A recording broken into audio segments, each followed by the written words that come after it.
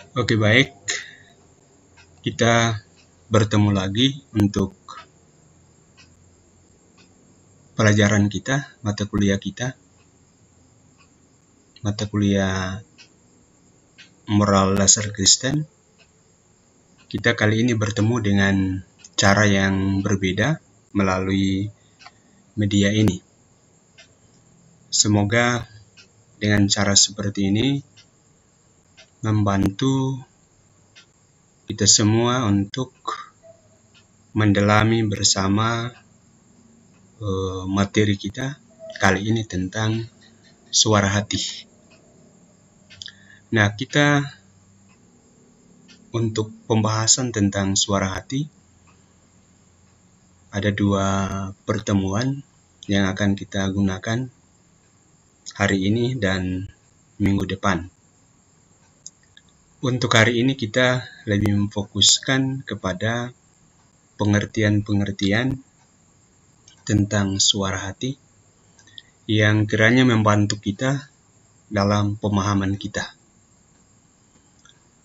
Pertama, saya mengajak kita untuk melihat secara sambil lalu sekilas pengertian-pengertian yang ada di luar kekristenan tentang paham suara hati itu.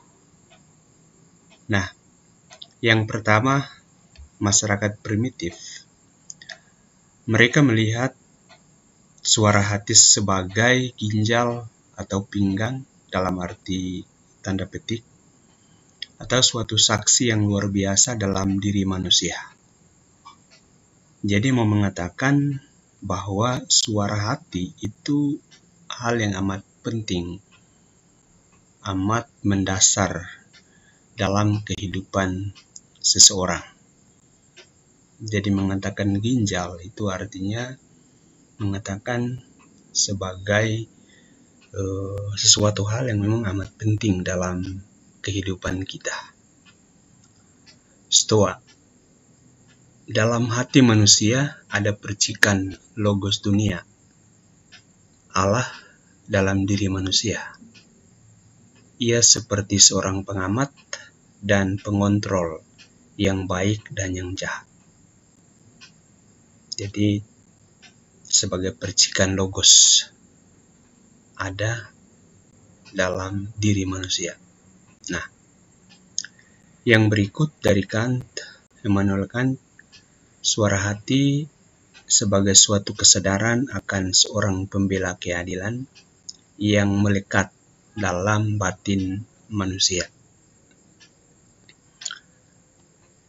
Lalu yang berikut Sigmund Freud melihat hati nurani sebagai superego. Hati nurani adalah kompleks tuntutan dan kebiasaan yang lahir dari binaan dan pembentukan orang tua atau masyarakat.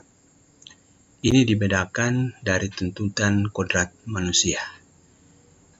Jadi suara hati jenis ini lahir dari sosialisasi dan pembatinan, tuntutan kebiasaan yang diperoleh sejak kecil. Lalu Jung, hati nurani sama atau suara hati sama dengan diri manusia. Penasehat tersembunyi dalam manusia tempat ia mengambil keputusan etis. Diri dibedakan dari persona, diri yang dibentuk oleh dunia luar. Jadi kalau diri dan persona itu beda. Diri ya orang sesungguhnya, persona orang yang hidup di dalam bayangan, orang yang bukan dirinya. Ia ada sebagaimana dibentuk oleh dunia luar, bukan sesuatu yang ada pada dirinya sendiri. Lalu yang berikut Frans Manusiceno, dan pemahaman ini kita sudah lihat bersama waktu kita tingkat tua. Jadi waktu kita belajar tentang etika, kita sudah melihat paham suara hati menurut Frans Mancussino.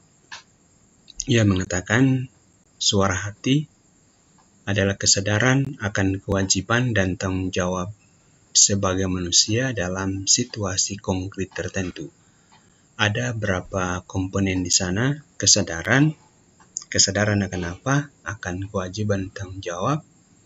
Dan akan kewajiban tanggung jawab sebagai apa? Sebagai manusia dan dalam situasi konkret tertentu. Jadi situasi konkret tertentu membuat kita untuk memutuskan sesuatu terkait dengan situasi konkret itu. Nah, kewajiban dan tanggung jawab kita dalam situasi konkret itu merupakan kesadaran kita. Dan kesadaran kita akan kewajiban dan tanggung jawab sebagai manusia dalam situasi konkret itulah yang kita sebut sebagai suara hati. Nah, suara hati dalam kekristenan. Di dalam kitab suci tidak ada istilah yang langsung merujuk kepada pengertian suara hati atau hati nurani, tetapi apa maksud makna dari suara hati itu, pengertian, pemahaman tentang suara hati itu sudah termaktub di dalam kitab suci dengan ayat-ayat yang ketika kita melihatnya, kita melihat di sana syarat makna akan apa yang kita maksudkan dengan suara hati. Nah, dua istilah yang digunakan, leb dan sinderesis atau synedesis. Nah, ini baik dalam Perjanjian Lama maupun Perjanjian Baru. Perjanjian Lama lebih menggunakan istilah leb, hati. Sementara dalam Perjanjian Baru, khususnya dalam surat Paulus, kata sinderesis atau synedesis ini lebih digunakan. Nah, synedesis sendiri itu berarti ide bersama. Ide bersama. Jadi apa yang dimaksudkan adalah kita beragam, tetapi kita memiliki satu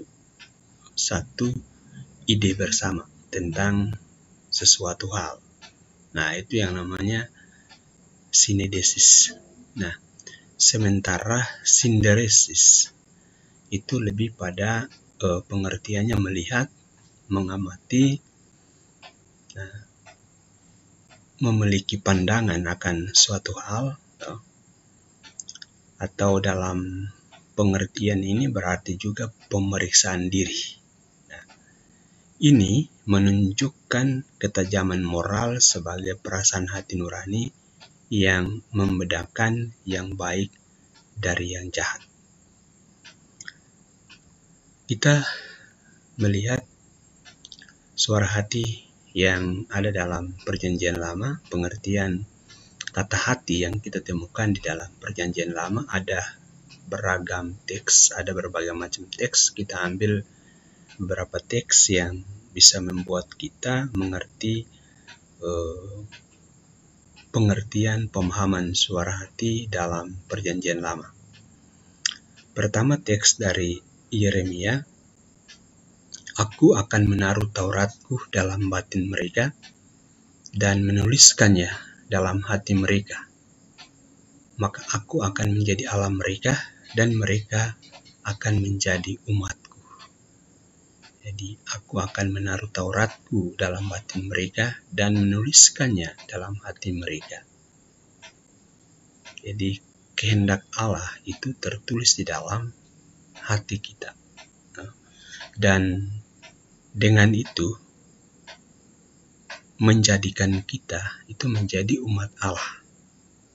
Sebuah pemahaman yang amat kaya.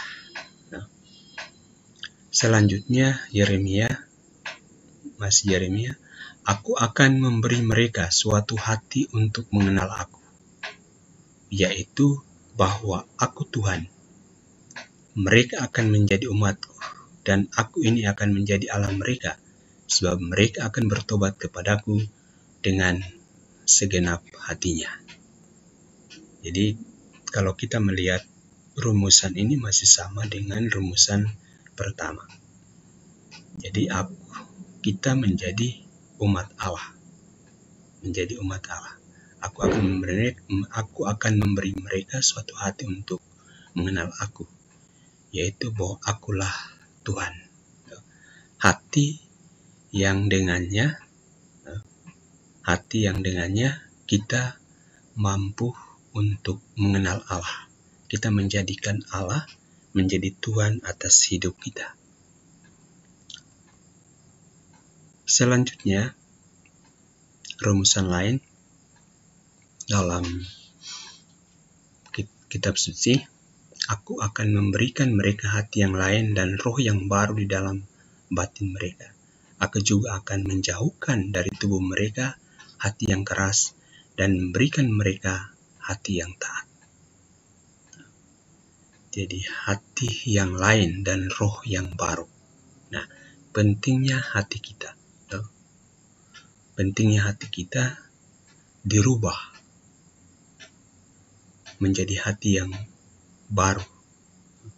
Hati yang keras dirubah menjadi hati yang taat.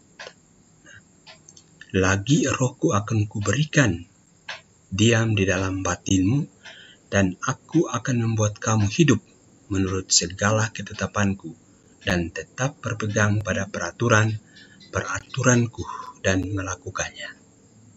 Nah, ini luar biasa. Rohku akan kuberikan diam di dalam batinmu, dan aku akan membuat kamu hidup menurut segala ketetapanku, dan tetap berpegang pada peraturanku dan melakukannya. Lagi Mazmur 51:12, ciptakanlah dalam diriku, O Allah, sebuah hati yang murni, baharuilah dalam diriku sebuah roh yang teguh. Nah, pentingnya sebuah hati yang murni untuk seseorang. Aku memuji Tuhan yang telah memberi nasihat kepadaku, ya, pada waktu malam. Hati nuraniku mengajariku. Ini kita mendapat sebuah rumusan, hati nuraniku mengajariku. Aku memuji Tuhan yang telah memberi nasihat kepadaku, ya, pada waktu malam hati nuraniku mengajariku. Nah, itu beberapa kutipan yang kita ambil di dalam Perjanjian Lama yang diharapkan memberikan pemahaman kepada kita akan makna dari suara hati itu sendiri. Jadi suara hati dari awal tadi dikatakan tidak ada pengertian khusus tentang suara hati, tetapi dengan ayat-ayat tadi kita bisa memiliki sebuah pemahaman tentang suara hati itu. Jadi suara hati, kalau kita mau mengartikannya dengan beberapa teks tadi, suara hati berkenan dengan Tuhan. Hati itu berkenan dengan Tuhan. Dan apa yang ada dalam hati kita itu bukan sesuatu yang datang dari diri kita, tetapi sesuatu yang memang datang dari Allah. Allah menaruh kehendaknya di dalam diri kita, di dalam hati kita. Ia menuliskannya, menaruhnya di dalam batin kita, di dalam hati kita. Supaya apa? Supaya kita menjadikannya Allah kita. Jadi Allah meraja di dalam diri kita. Kalau Allah meraja dalam diri kita, dalam hati kita, dan hati kita terpaut kepadanya, persis di sana hati kita akan senantiasa terarah kepada yang baik, yang benar tentunya. Nah, itu dalam Perjanjian Lama. Kita melihat di dalam Perjanjian Baru, hati dilihat sebagai sumber kehidupan moral manusia. Nah, dari hati datanglah sikap-sikap kebutaan dan keras. Nanti baca Matius 15:17-20. Nah, hati adalah dasar yang memberikan nilai akhir. Tindakan konkret adalah buah yang mengungkapkan kualitas hati. Jadi, hati kita dapat dikenal melalui buah-buahnya. Yesus mengatakan, bukan yang masuk yang menajiskan, tetapi yang keluar. Jadi kalau yang masuk itu selesai di jamban, tapi yang keluar itu bisa menjadi kutuk atau menjadi berkat. Nah, itu menunjukkan hatimu. Hati itu murni, hatimu baik, atau hatimu busuk. Nah, jadi kalau hatimu busuk, ya keluarnya juga ya busuk. Nah, itu soalnya. Maka hati itu perlu diperbaharui. Nah, perumpamaan tentang orang Samaria yang baik hati mengindikasikan sebuah hati yang secara total terbuka kepada cinta terhadap sesama yang dihidupi untuk semua, terutama kepada orang yang sangat membutuhkan tanpa sebuah diskriminasi. Jadi orang Samaria yang baik hati yang dikisahkan dalam Injil Lukas, tindakannya itu merupakan sebuah tindakan yang lahir dari suara hati yang baik. Hati yang baik yang memutuskan, hati yang baik yang terarah kepada orang lain karena cinta, dan karena itu ia menaruh perhatian, menaruh pelayanan kepada orang yang membutuhkan.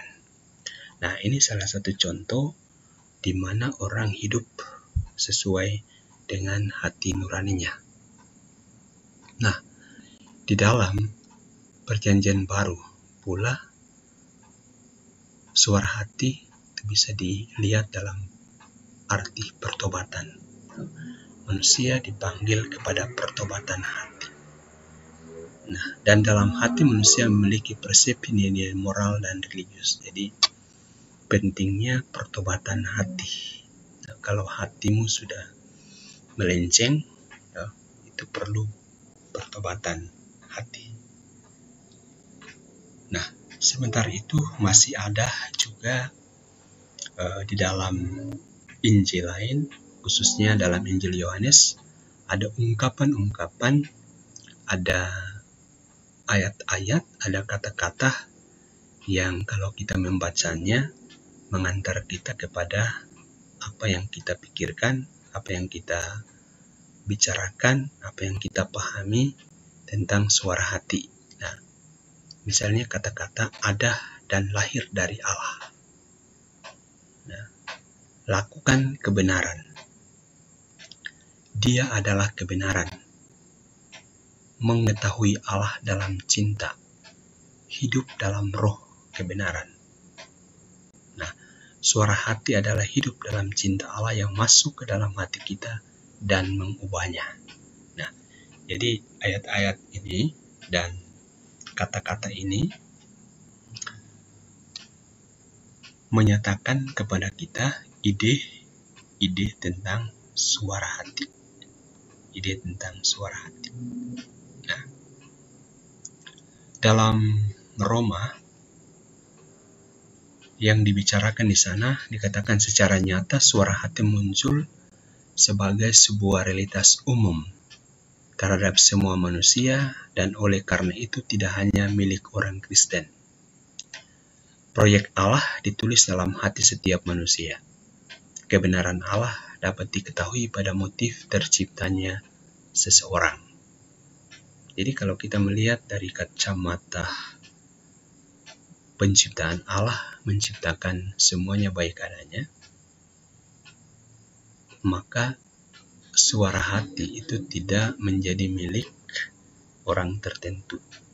Tidak hanya milik orang Kristen, tetapi suara hati milik semua orang. Allah menaruh kehendaknya dalam hati setiap orang. Oleh karena itu, setiap orang bisa dihukum karena apa yang telah ditaruh Allah dalam dirinya, dalam hatinya. Nah, jadi dalam Roma 2:14-15 ini berbicara tentang universalitas suara hati. Jadi suara hati milik setiap orang. Nah, suara hati mengindikasikan kemampuan untuk memberikan penilaian moral. Jadi, kemampuan memberikan penilaian moral. Tetapi kemampuan ini ditaruh dalam hubungan dengan pengetahuan, yaitu pengetahuan tentang hal-hal dan nilai-nilai. Pengetahuan tentang kebenaran etika dihubungkan. Oleh karena itu, pada sejarah dan pengalaman masa lalu dan masa kini secara personal dari seseorang. Jadi, suara hati terkait pengetahuan, tetapi juga sekaligus pengalaman. Dengan demikian, kita boleh katakan begitu. Nah, masih dalam Korintus, 2 Korintus, hal yang esensial untuk suara hati juga adalah hubungannya dengan kebenaran.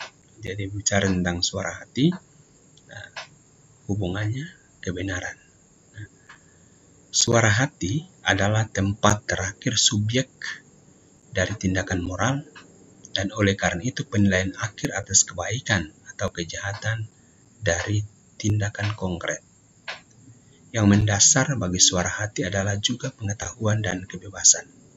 Suara hati dilihat dengan demikian tidak hanya sebagai kemampuan untuk membedakan antara yang baik dan yang jahat secara umum, tetapi juga sebagai penilaian yang manusia berikan atas tindakan konkretnya sendiri.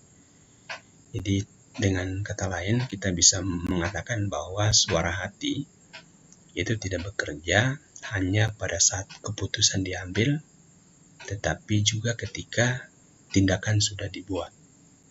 Jadi bukan hanya kita memutuskan untuk melakukan, tetapi ketika kita sudah melakukannya, suara hati masih tetap berjalan. Suara hati masih berfungsi di sana. Nah, Paulus menyatakan bahwa suara hati tinggal senantiasa dalam kemurnian dan ketidaktercemarannya. Untuknya dapat dikatakan bahwa ada baik suara hati baik maupun suara hati negatif. Jadi ternyata Paulus berbicara juga tidak hanya tentang suara hati yang baik, tetapi juga ada suara hati yang negatif. Dalam konteks apa Paulus bicara begitu? Paulus berbicara tentang suara hati baik, yang murni, ketika ada kesaksian positif dari sebuah kehidupan atau tindakan nyata dalam kebaikan. Di sini suara hati baik sama dengan suara hati murni. Sementara Paulus berbicara tentang suara hati negatif untuk mengindikasikan suara hati tidak baik, yaitu suara hati yang tercemar. Jadi negatif itu merujuk pada suara hati yang tercemar, sementara yang baik, yang murni itu merujuk kepada sebuah kehidupan atau tindakan nyata dalam kebaikan. Selanjutnya, suara hati muncul sebagai interioritas yang mensintesiskan semua dan memimpin manusia. Menegaskan Allah sebagai dasar rujukan, suara hati merupakan pemujian dan kesaksian seseorang di hadapan yang lain. Selanjutnya, orang Kristen memiliki kewajiban membentuk suara hatinya, meletakkannya senantiasa berhadapan dengan sabda Allah, mendidiknya dengan cinta, satu-satunya prinsip sejati dari tindakan moral seorang Kristen. Jadi orang Kristen memiliki kewajiban membentuk suara hatinya meletakkannya senantiasa berhadapan dengan sabda Allah, mendidiknya dengan cinta, satu-satunya prinsip sejati dari tindakan moral seorang Kristen. Jadi suara hati itu perlu pendidikan suara hati, pembentukan suara hati. Dengan apa? Dengan sabda Allah, dan mendidiknya untuk mengetahui yang namanya ini cinta. Dengan cinta, satu-satunya prinsip sejati dari tindakan moral seorang Kristen. Nah,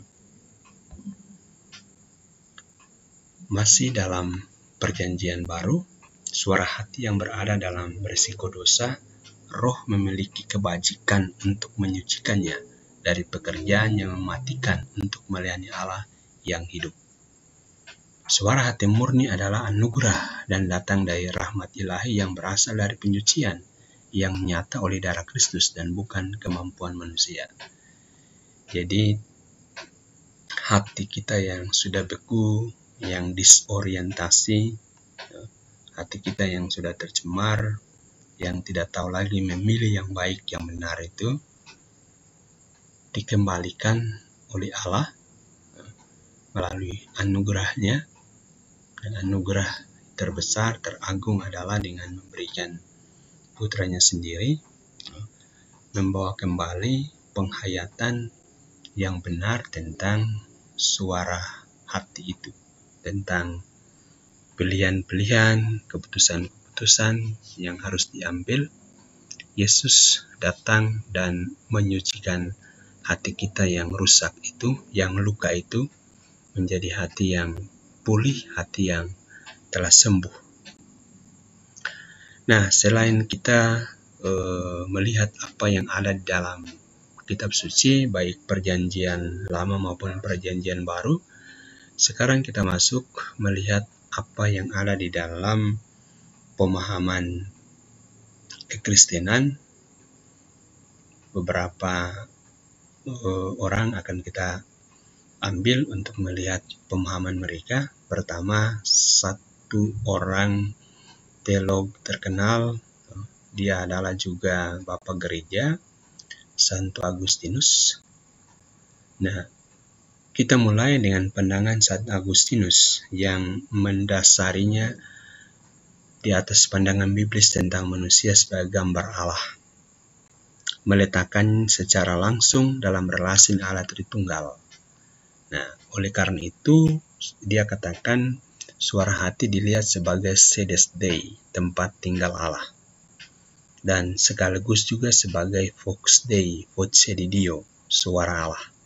Nah, jadi dalam suara hati, Allah memperdengarkan suaranya kepada manusia, dan suara hati menjadi tempat sangat intim di mana manusia tidak hanya dapat menemukan dirinya sendiri, tetapi juga terutama mendengarkan suara Allah.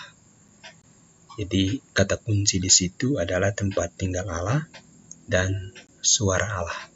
Sedes Dei dan vox Dei, la voce di Dio. Nah, itu pemahaman dari Santo Agustinus. Membaca dan mengutip Convenzione, pengakuan Agustinus, Majorano itu seorang teolog moral, redemptoris, orang Itali, menegaskan bahwa kembalinya manusia ke dalam dirinya sendiri adalah menemukan Allah. Jadi manusia kembali kepada dirinya sendiri adalah menemukan Allah. Dalam pemahaman itu, Agustinus memahami suara Allah dalam ruang religius, menyatakan tempat suara hati manusia senantiasa di hadapan Allah. Jadi suara hati itu selalu di hadapan Allah. Maka tadi katakan tempat tinggal Allah. Tempat ini mendorong manusia untuk dalam ketuhanan Yesus dan mempercayakan diri kepadanya dengan tindakan iman yang meliputi dan mengaplikasikan manusia dalam perhatiannya. Bagi Agustinus, dalam interioritas manusia, yaitu dalam intimitas dengan suara hatinya, mengungkapkan akan siapa itu Allah, siapa saya, bagaimana menjalankan sejarah dan dunia, dan yang mana adalah perjalanan moralku. Hidup dalam interioritas berarti memiliki pengalaman akan terang dan kebenaran dan pengertian yang lebih mendalam akan segala sesuatu. Masuk ke dalam diri kita, masuk ke dalam interioritas kita, menemukan Allah, menemukan suaranya, dan karena itu kita bisa memahami pengertian seperti ini. Hidup dalam interioritas berarti memiliki pengalaman akan terang dan kebenaran dan pengertian yang lebih mendalam akan segala sesuatu. Selain Agustinus, kita melihat sedikit tentang Santo Thomas Aquinas. Sekolah Dominikan menggarisbawahi secara lebih aspek intelek, ambiguitas sindersis, dan suara hati, mengambil bagian dalam akal budi praktis. Dalam Summa Theologiae, Thomas melihat sindersi sebagai suara hati fundamental dan suara hati sebagai istilah yang berkaitan dengan dimensi aktual suara hati, dalam arti bahwa mengaplikasikan prinsip-prinsip terhadap kasus-kasus konkret. Untuk Thomas, sindersi mengindikasikan kemampuan asli manusia untuk mengetahui prinsip-prinsip tindakan moral. Jadi berkaitan dengan kemampuan asli manusia untuk mengenal prinsip-prinsip moral itu yang masuk dalam pemahaman sindersi. Ia mendorong kepada kebaikan dan menolak yang jahat. Nah, suara hati sebaliknya mengindikasikan sebuah perbuatan konkret dan penilaian keputusan praktis. Nama itu sendiri berasal dari cum alio scientia, ilmu pengetahuan, menyatu dengan yang lain. Penilaian keputusannya merupakan suatu jenis silogisme praktis. Dapat dikatakan dengan demikian bahwa suara hati adalah pengetahuan jenis praktis. Berhadapan dengan sebuah perbuatan konkret, premis minor, suara hati mengambil dari sindersi prinsip-prinsip moral, prinsip mayor, dan kemudian mengaplikasikannya. Jadi suara hati berkaitan dengan yang praktis, sementara sindersis itu berkaitan dengan prinsip-prinsip kemampuan asali manusia untuk mengenal prinsip-prinsip moral. Sementara suara hati terkait dengan perbuatan konkret yang mengaplikasikan prinsip-prinsip moral dalam situasi konkret, perbuatan nyata, perbuatan konkret.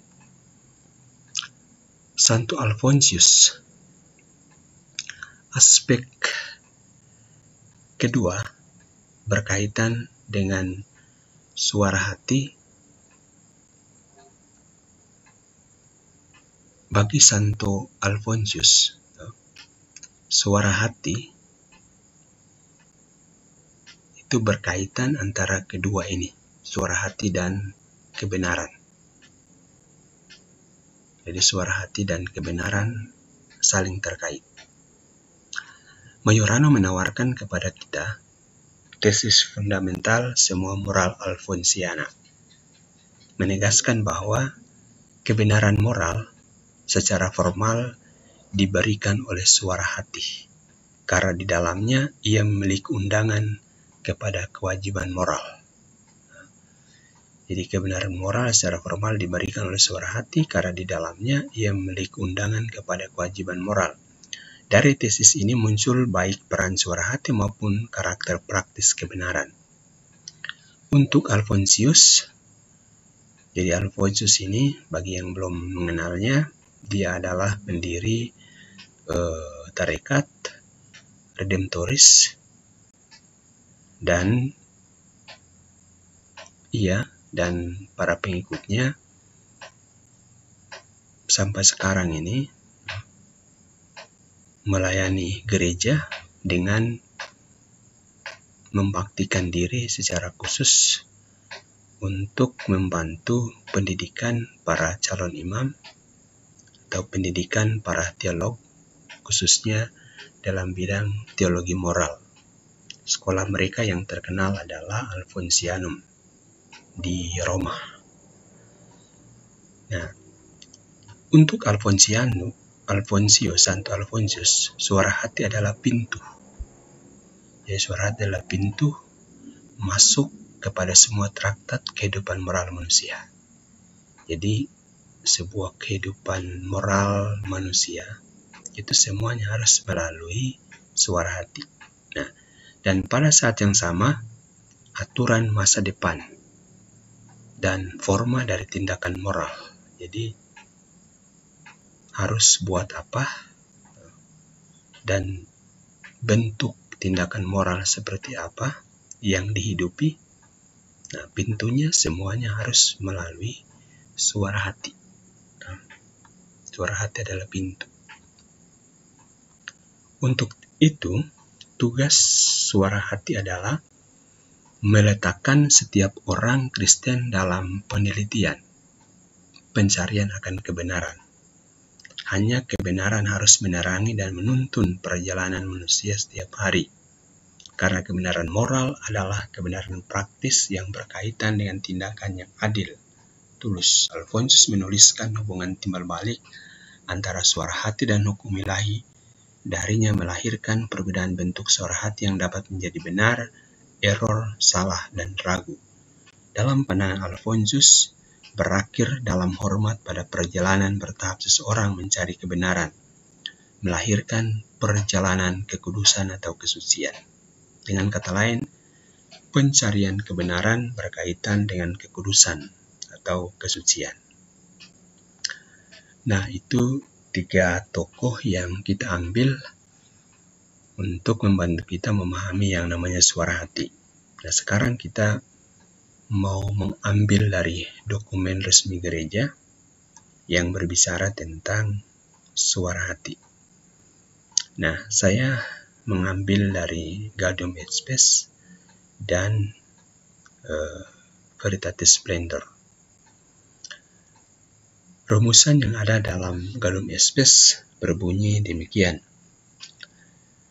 Di lubuk hatinya manusia menemukan hukum yang tidak diterimanya dari dirinya sendiri.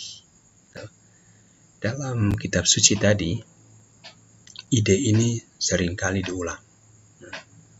Juga dalam Roma, yang tadi kita melihat suara hati bersifat universal, ide seperti ini muncul di sana. Di lubuk hatinya manusia menemukan hukum yang tidak diterimanya dari dirinya sendiri. Itu artinya kalau tidak dari dirinya sendiri berarti dari Allah. Allah yang menaruhnya di dalam hati kita. Nah, walaupun tidak diterimanya dari dirinya sendiri, tetapi yang harus dibuat adalah manusia harus menaatinya. Dan suara hati itu selalu menyerukan kepada manusia untuk mencintai dan melaksanakan yang baik. Ingat, untuk mencintai dan melaksanakan apa yang baik, dan untuk menghindari apa yang jahat. Bila mana perlu, suara itu menggema dalam lubuk hatinya, jalankanlah ini, elakkanlah itu. Jadi ada kebaikan, ada kejahatan, dan suara hati akan membuat kita mencintai melaksanakan apa yang baik dan membuat kita menghindari apa yang jahat. Nah, sebab dalam hatinya manusia menemukan hukum yang ditulis oleh Allah. Jadi, jawaban yang tidak diterimanya dari diri sendiri terjawabnya di sini. Sebab dalam hatinya manusia menemukan hukum yang ditulis oleh Allah. Nah, jadi bukan siapa-siapa yang menulis, tetapi Allah sendiri yang menulis hukum itu dalam hati manusia, di mana manusia punya tugas untuk menaatinya. Nah, oleh karena itu dikatakan martabat manusia ialah mematuhi hukum itu dan menurut hukum itu pula ia akan diadili. Jadi martabat kita mematuhi hukum itu, dan menurut hukum itu pula kita akan diadili. Gaudium et Spes selanjutnya memberikan sebuah pendefinisian yang luar biasa. Suara hati atau hati nurani ialah inti manusia yang paling rahasia, sanggar sucinya. Di situ ia seorang diri bersama Allah yang sapaannya menggema dalam batinnya. Jadi kalau kita membaca rumusan ini dan kita mengingat akan apa yang diajarkan oleh Santo Agustinus mengenai sedes Dei, vox Dei, voce di Dio, dan interioritas, ide seperti itu muncul kembali di sini. Hati nurani ialah inti manusia yang paling rahasia, sanggar sucinya. Di situ ia seorang diri bersama Allah yang sapaannya menggema dalam batinnya. Jadi manusia perlu masuk ke dalam kedalaman dirinya, atau dalam bahasa Santo Agustin interioritasnya, bersua dengan Allah di dalam interioritasnya itu, dan di sana suara Allah akan menggema untuknya. Nah, berkat hati nurani, suara hati, dikenal secara ajaib hukum yang dilaksanakan dalam cinta, kasih terhadap Allah dan terhadap sesama. Jadi kalau tadi kita mendengarkan hukum, menemukan hukum yang ditulis, walaupun masih abstrak hukum semacam apa, di dalam rumusan selanjutnya ini menjadi jelas. Hukum yang dimaksudkan adalah cinta, kasih terhadap Allah dan terhadap sesama. Maka prinsipnya dengan demikian suara hati menuntun orang untuk mengenal hukum yang ditulis Allah dalam hatinya. Dan hukum itu adalah sebagaimana Yesus juga sering mengatakan, hukum kasih kepada Allah dan kasih kepada sesama. Nah, selanjutnya atas kesetiaan terhadap hati nurani, umat Kristiani bergabung dengan sesama lainnya untuk mencari kebenaran.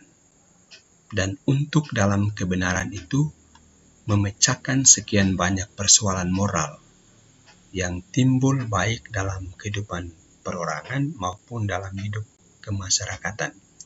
Rumusan yang amat menarik di sini adalah atas kesetiaan terhadap hati nurani, umat Kristiani bergabung dengan sesama lainnya untuk mencari kebenaran. Jadi kenapa dikatakan untuk mencari kebenaran? Ternyata kita berbicara tentang kebenaran. Dengan demikian, dengan rumusan ini tidak mutlak milik kita sebagai umat Kristiani. Kita perlu berdialog, tetapi tetap dengan setia kepada suara hati kita. Setia kepada suara hati kita, kita mau keluar bergabung, berdialog dengan sesama lainnya, mencari kebenaran untuk apa? Untuk memecahkan sekian banyak persoalan moral, baik yang timbul dalam hidup pribadi, perorangan, maupun dalam hidup kemasyarakatan. Jadi ide suara hati di sini, aspek suara hati di sini menyadarkan kita bahwa bukan hanya saya yang memiliki suara hati, tetapi orang lain pula memiliki suara hati. Dan karena itu perlu masing-masing dengan setia kepada suara hatinya berdialog, berbicara, mencari kebenaran, menemukan kebenaran di dalam memecahkan sekian banyak persoalan yang hadir dalam hidup manusia, baik itu yang bersifat perorangan maupun dalam hidup kemasyarakatan. Nah, oleh karena itu, semakin besar pengaruh hati nurani yang cermat, semakin jauh pula pribadi-pribadi maupun kelompok-kelompok menghindar dari kemauan yang membabi buta, dan semakin mereka berusaha untuk mematuhi norma-norma kesusilaan yang objektif. Jadi kalau prinsip kesetiaan kepada suara hati, membangun relasi dengan orang lain, mencoba menemukan yang terbaik, maka banyak hal bisa dihindari. Atau orang maunya menang sendiri itu bisa dihindari. Jadi katakan sini, menghindari dari kemauan yang membabi buta dan semakin mereka berusaha untuk mematuhi norma-norma kesusilaan yang objektif. Orang tidak lagi hidup menurut maunya sendiri. Dia katakan, ya, suara hati saya mengatakan demikian, iya memang benar suara hati kita.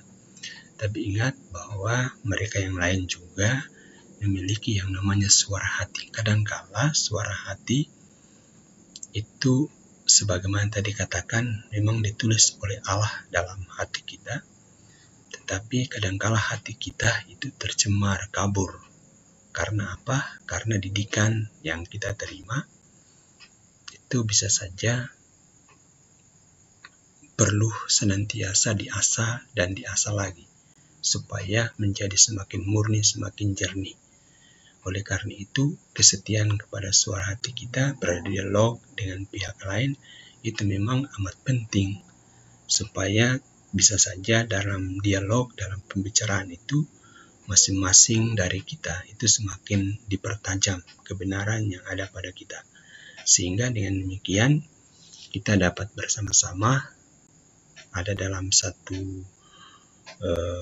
pemikiran, satu pemahaman, satu prinsip, satu pegangan, bisa bersama-sama berjalan menghadapi masalah-masalah yang muncul dalam kehidupan baik pribadi, perorangan maupun dalam kehidupan bersama. Nah, akan tetapi tidak jarang terjadi bahwa hati nurani tersesat karena ketidaktahuan yang tak teratasi tanpa kehilangan martabatnya. Tetapi itu tidak dapat dikatakan tentang orang yang tidak peduli untuk mencari apa yang benar serta baik. Dan karena kebiasaan berdosa, hati nuraninya lambat laun hampir menjadi buta.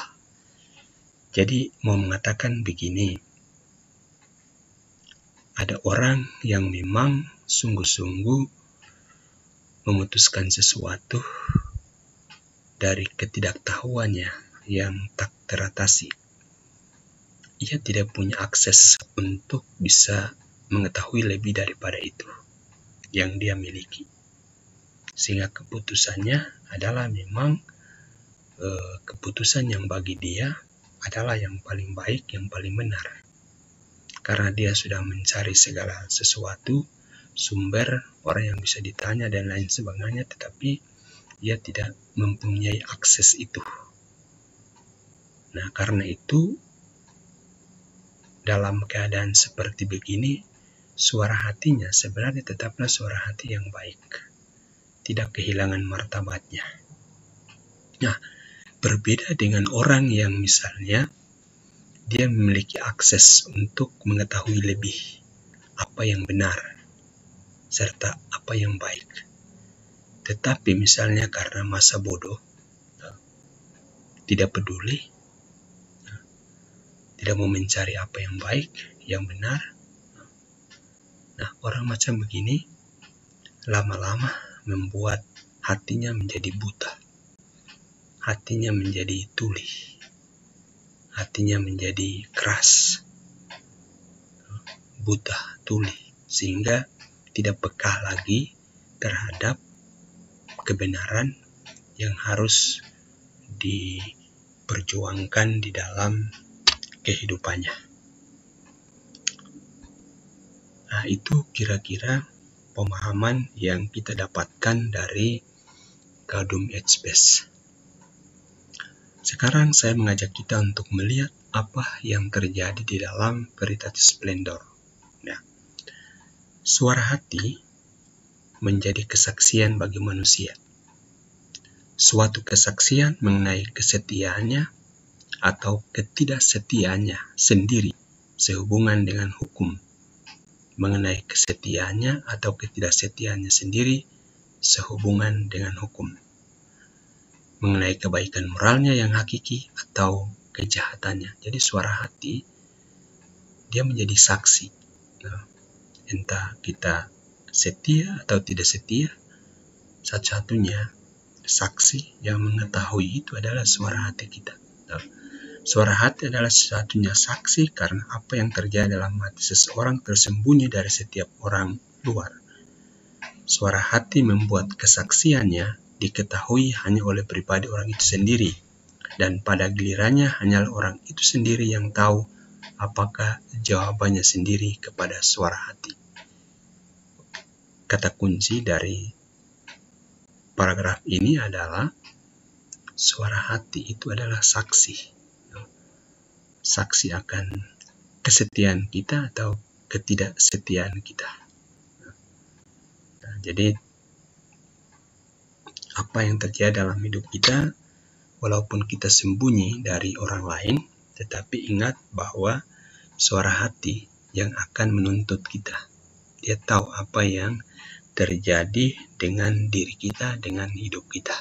Nah, Veritatis Splendor mengangkat juga pemahaman seorang santo yang bernama Santo Bonaventura. Santo Bonaventura mengajarkan bahwa suara hati itu seperti bentara dan utusan Allah. Dia tidak memerintahkan apa saja berdasarkan otoritasnya, tetapi memerintahkannya sebagai sesuatu yang berasal dari otoritas Allah. Seperti halnya seseorang bentara bila ia mengumumkan keputusan dari raja. Itulah sebabnya suara hati mempunyai kekuatan yang mengikat. Jadi seperti bentara yang menyuarakan suara raja, suara hati itu dilihat oleh Bonaventura sebagai bentara utusan Allah yang menyuarakan suara Allah sendiri. Karena itu dia amat mengikat. Karena apa? Karena yang disuarakan bukan suaranya sendiri, tetapi yang disuarakan adalah suara Allah. Dengan demikian dapat dikatakan bahwa suara hati memberikan kesaksian mengenai kebaikan moral atau kejahatan seseorang kepada dirinya sendiri. Namun bersamaan dengan ini juga dan malahan sebelumnya, suara hati adalah kesaksian dari Allah sendiri, yang suara dan keputusannya menembus sampai ke lubuk jiwa manusia, sambil memanggilnya dengan kuat dan lembut untuk taat. Jadi rumusan akhir ini amat menarik. Suara hati adalah kesaksian dari Allah sendiri. Ingat konsep bentara tadi, utusan Allah. Yang suara dan keputusannya menembus sampai ke lubuk jiwa manusia, sambil memanggilnya dengan kuat dan lembut untuk taat. Nah, di dalam rumusan Gaudium et Spes juga, kata taat itu menjadi perhatian. Martabat manusia itu adalah martabat, dikatakan martabat manusia adalah melaksanakan, menaati suara hati. Kalau di sini sambil memanggilnya dengan kuat dan lembut untuk taat. Jadi suara hati itu perlu ditaati. Perlu ditaati. Dalam pengertian ini karena dia adalah awalnya suara hati adalah kesaksian dari Allah sendiri, yang suara dan keputusannya menembus sampai ke lubuk jiwa manusia sambil memanggilnya dengan kuat dan lembut untuk taat. Nah, sebagai penilaian praktis, suara hati merumuskan kewajiban moral dalam terang hukum kodrat. Merupakan kewajiban untuk melakukan apa yang diketahui oleh individu sebagai sesuatu yang baik dalam situasi khusus ini, berkat karya suara hati. Sifat universal dari hukum dan kewajiban diketahui bukannya ditekan, sekali akal budi telah menetapkan penerapan hukum dalam keadaan konkret sekarang ini. Penilaian suara hati menyatakan pada akhirnya apakah suatu macam tingkah laku tertentu selaras dengan hukum atau tidak. Suara hati merumuskan norma terakhir moralitas dari suatu perbuatan bebas. dengan menerapkan hukum objektif pada suatu kasus tertentu. Jadi ini terkait dengan penilaian praktis suara hati. Oke, baik. Sekian dulu pertemuan kita pada kesempatan ini. Kita jumpa lagi dalam pertemuan berikut. Semoga penjelasan ini membantu semua mahasiswa untuk sedikit memahami cakupan pemahaman tentang hati nurani atau pemahaman tentang suara hati itu. Sekian dulu, kita jumpa lagi dalam pertemuan berikut. Ciao, ci vediamo.